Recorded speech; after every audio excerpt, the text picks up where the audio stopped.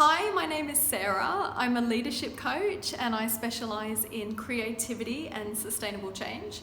And the reason why I came here today is because I've known Mel for about a decade and I know how fabulous she is, but I've never actually experienced what she does.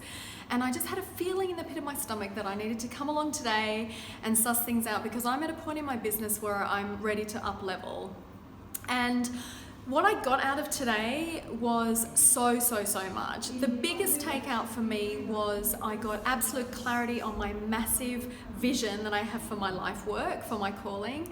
And then I got to ground that down into 3 really clear goals, which I've not been able to do before working with Mel.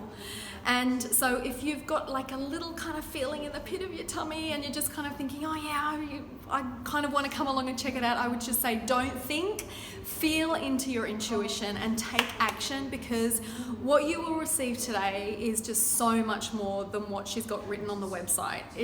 She's amazing. Come and experience her for yourself.